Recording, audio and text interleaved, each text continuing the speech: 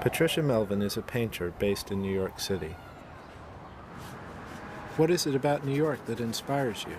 I was born here and raised nearby, and so I have memories of New York City from my early childhood, and to me it was always a magical place. Anything is possible here, and everything seems to happen here. And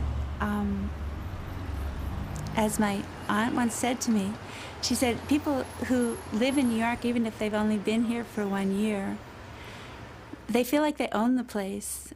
And I think that it's because New York is almost more of an event than a place where everything's changing and becoming something new all the time. And I think that's why it draws creative people, and it's very inspiring. Do you always paint in situ, or do you sometimes use photos? I always paint in situ, almost always. I use sketches, and I work a little from memory and from sketches. I touch things up a little in the studio sometimes, or finish things.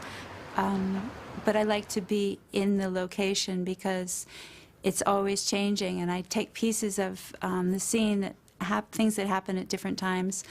A bird flying by might be very beautiful, or a person walking in the street and assuming a certain gesture or pose that's perfect for the composition. Things like that happen over the course of a painting, and they can be just perfect. But a photo is very static and kind of flat, and it doesn't interest me to work from that. Does that mean you have to work very fast?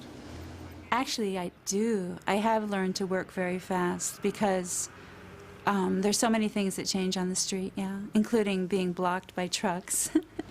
And I do often work very fast. The seasons are constantly changing. People think of the 4 seasons, but really nature changes almost every day. And so if I started painting at one point, it's hard to finish it later in a different season or later on in the same season. What techniques do you use? I use the traditional technique. I use oil paint and brushes and canvas. How long does it normally take you to finish a painting from start to finish? Every painting is different. They can take a few hours or a few years. I've worked on some paintings for years and years, and sometimes I'll come back to a painting the following year when the season and the different light is right for that painting.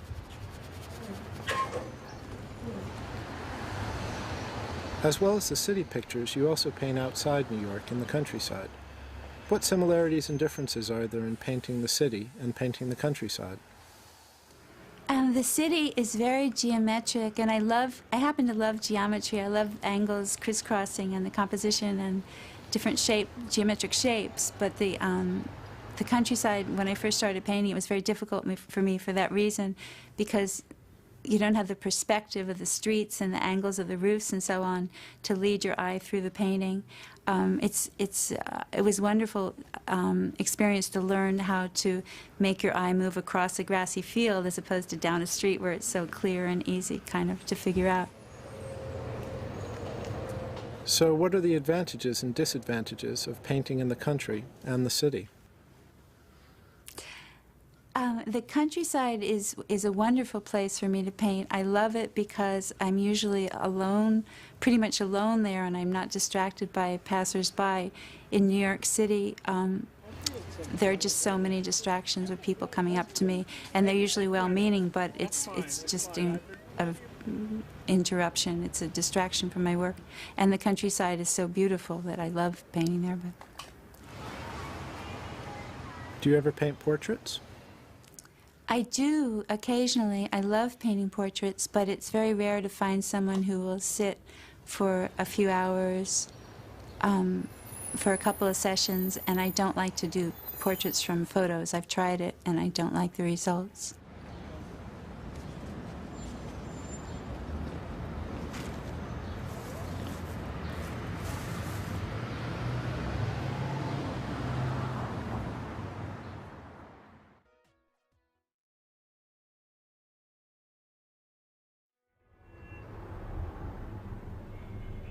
What kinds of things have influenced you as an artist? I think one of the greatest influences on me was growing up on the banks of the Hudson, which is such a beautiful place in the different light and different times of year. I think that was a main influence on me to want to be a landscape painter. Also, there were lots of paintings in the house where I grew up, and my parents loved painting very much, and also my mother painted some. So I, especially after we all grew up, she painted. So there were a lot of influences on me. What's your favorite time of day for painting? Actually, my favorite time of day is sunrise, but I don't always get up in time for that. So early morning and also late afternoon.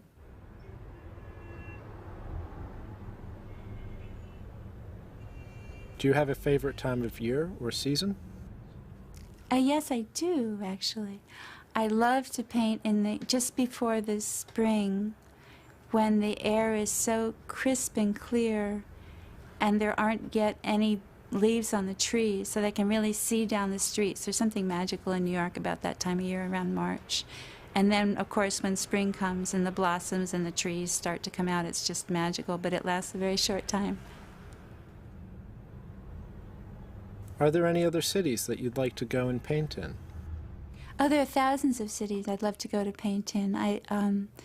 The ancient cities, the older cities, Paris, Amsterdam, Florence, Venice, many places in Sicily, in Greece. I'd love to go to Turkey and paint on the Mediterranean, and any place where there's antiquity and where there's water or mountains. But it is hard to travel and paint. It's much better to go to one place and settle in and paint for a while in one place to get to really know the landscape. That's what I prefer to do.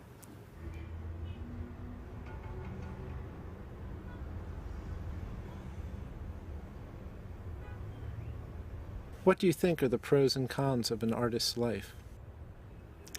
I think to be an artist, usually it requires a lot of sacrifice. And I know that sounds like a cliche, but it's true, because it requires an enormous amount of time. It requires being free to suddenly change your plans at a moment's notice. For example, being a landscape painter is completely insane. I could be going out the door with one painting under my arm to work on it, and the weather could change, and I'd be working on a different painting, or I could have plans with someone and suddenly change them or drop the plans because the weather's right for a particular painting. That's a real big sacrifice in terms of your social life, and also, of course, finances. As I do, I tend to put painting before anything else. Well, it's hard to earn money and be a dedicated artist at the same time, I think. They contradict one another to some degree.